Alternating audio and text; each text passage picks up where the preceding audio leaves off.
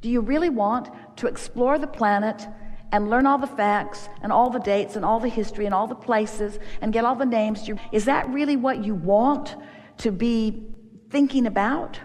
Or do you want to be a perceptual transmitter and receiver, and you want to acknowledge the power of vibration? And if you've decided that you want to acknowledge and harness and flow this powerful vibration, which the entire universe is built upon, can you acknowledge that you can be a transmitter or a receiver of vibration? You are a transmitter or a receiver of vibration. Which matters most? Your reception or your transmission? It's a trick question. Be careful.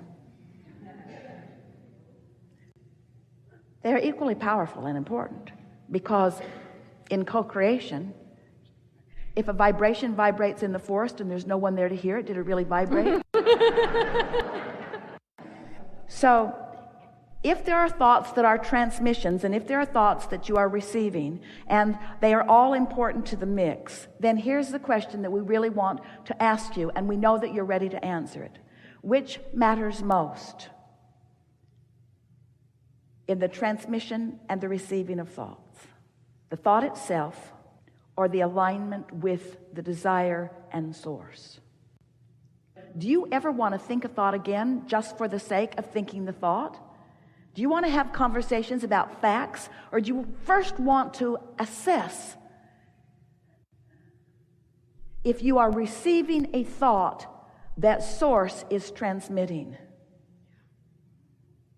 Stay with us, because there are thoughts being transmitted all over the place.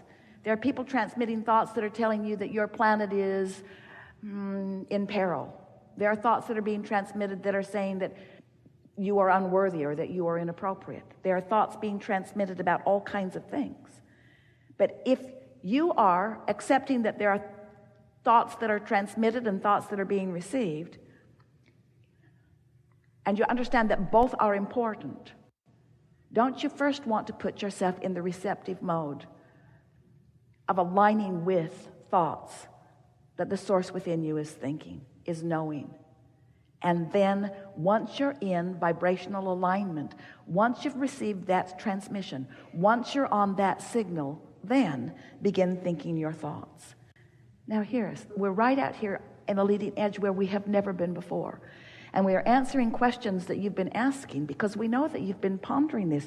You've been wondering, well, Abraham, first you said that I create my own reality. So you made me believe that I should just get out there and think. So I was out there thinking thoughts, and I go, cancel, trying to suck that thought back, because I could feel that that wasn't a thought that I wanted to think, that I wanted to manifest. And then you started telling me that while I do create my own reality, that really what I ought to be doing is receiving, that I ought to be in the mode of allowing. And so I started paying attention to the way I feel. Now you're talking about the wobble, and now I don't know, Abraham, am I supposed to be thinking these thoughts, or am I supposed to be receiving thoughts that somebody else is thinking? What's the deal here? Well, here's the deal. You want to tune to the frequency of who you are, and then collectively collaborate with the source within you in the creation of that which comes next. Because when we say that you are the creator of your own reality, we mean that everything will come to you in response to the thoughts that you're thinking. But you are among the unique handful of people who are now on the cusp of really understanding what it's like to harness the leverage of the energy that creates worlds and flow in conjunction with source, creator, source, ideas that are important to you. Can you feel the distinction that we are making? You just don't want to think any old random thought for the sake of thinking. First, you want to tune to the frequency of the creator of all that is. And then let the uniqueness of the life that you've lived manifest. So did you get that? Now we're going to tell you why that's already been going on in a version that you've been listening to from us for a while, but it's going to click into place in a whole new way. We said to you, you were non-physical before you came into this body. You still understand that, don't you? Then we said to you, you in this physical body are an extension of what is non-physical. So far, so good. You're still following that. Then we said to you, you're exploring the variety of your time-space reality, knowing what you don't want and therefore knowing what you do want. With us so far, and launching rockets of desires, preferences, intentions, desires. You're launching them, and they are going ahead of you vibrationally, meaning that they have not yet manifested. They actually are now. It is a now reality. This vibrational reality that we began calling the vortex is the vibrational version of your creative extension. So you've already done the sifting and sorting. You've already done the asking. You've already done the creating. And now you are tuning yourself to the frequency to allow that which you've created to be received by you in full manifested form. You see how it works? So now, knowing what you know, can you see how you could shorten the version of this in this way? You don't have to think about what you're wanting. It just happens. You don't have to take a class on what do I want. Life keeps showing you what you want. You can tell when you want something by the way your heart flutters when you see it, and you can feel when you don't want something by the way you don't want it when you see it. You can tell by the way you feel. You've got guidance within you. You always have. So step one has been being taken care of for you automatically. You pre-paved it. You set it into motion. You were born into a time-space reality that would insist on drawing it forth from you. Step one is not something that you ever again have to ever give your attention to. It's automatic. You are creating your own reality by living life here in this experience. You are an extension. It's already underway. Do you see what we're getting at? You are out here on this point where that has already taken care of. You have already created your own reality.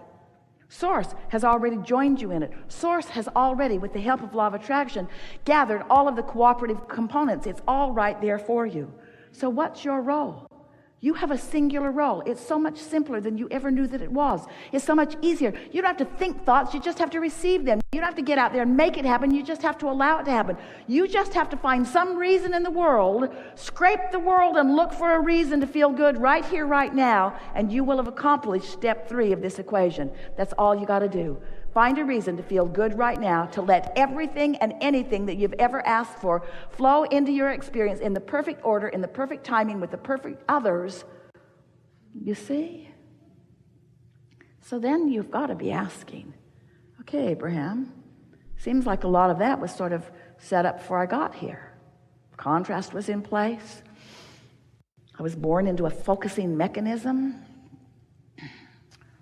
Was just natural that I would launch rockets of desire, and you say it was natural that you all would get on board with them, and that law of attraction would bring them into a reality, an actualization of them would occur vibrationally.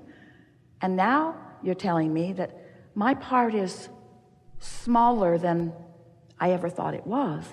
I just have to trust. I just have to believe. I just have to feel worthy. I just have to love. I just have to find something easy to think about.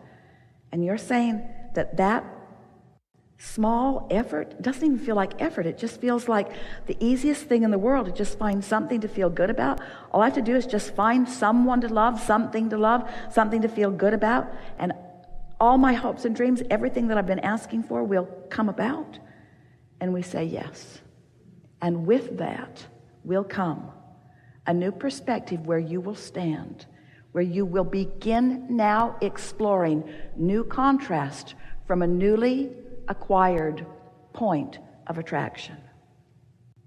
That's so big, because now you're going to be sifting through the variety in a new way, putting new things into your vortex.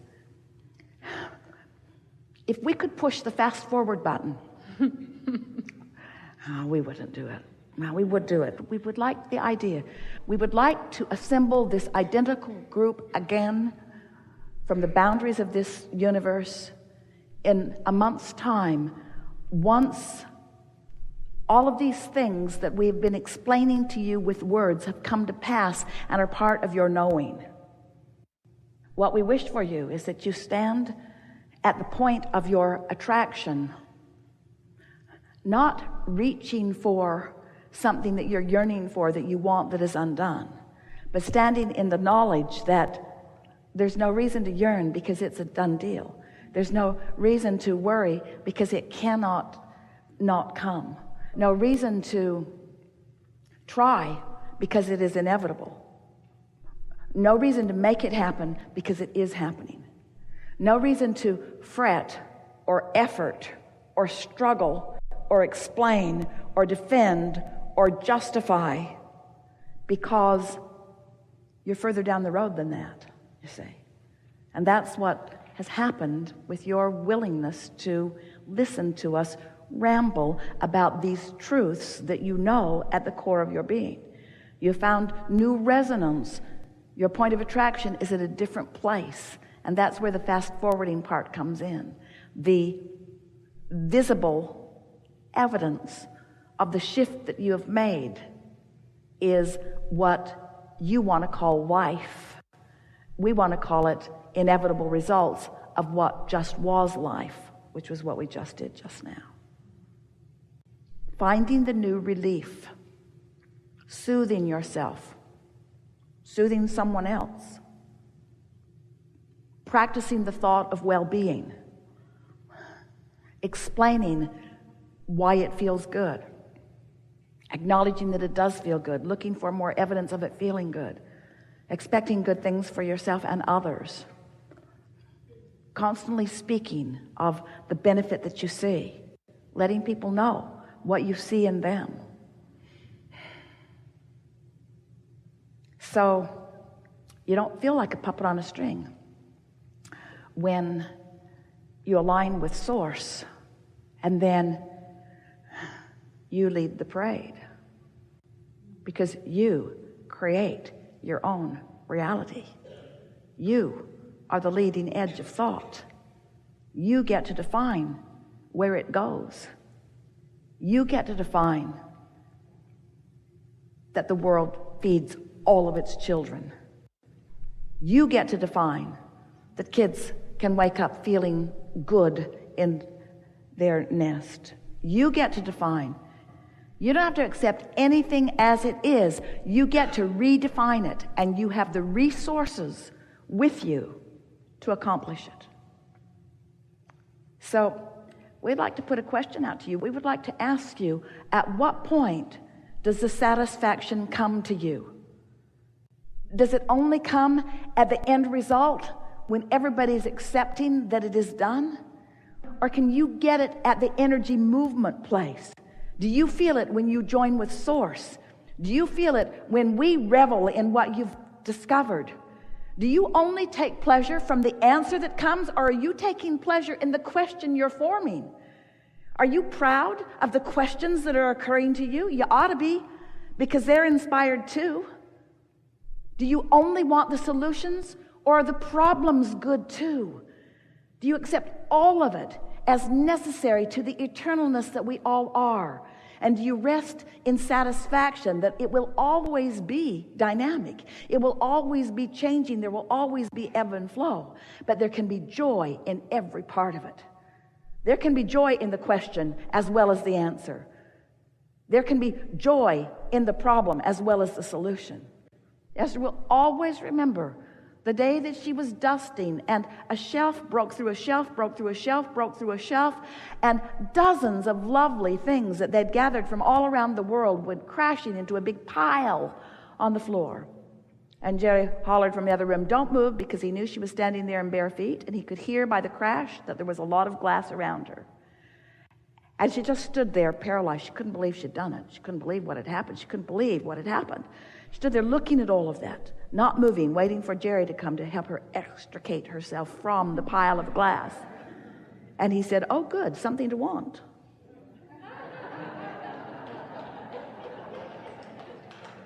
Oh, good. Something to want, something more, something new, something different from before. Not a replacement of all of this. Not a let's find all of these things. Let's go out and find all of these things that we were inspired to before. Oh, good. New blank space to fill with new inspiration, you see. Don't you love being alive? Don't you love being in a tangible environment? Don't you love the see it, hear it, smell it, taste it, touch it properties of this time-space reality? Don't you love feasting your nose on things? Don't you love feasting your tongue and your eyes and your fingertips? Don't you love being in this time-space reality that is expanding right under your nose for you in the way that you are defining.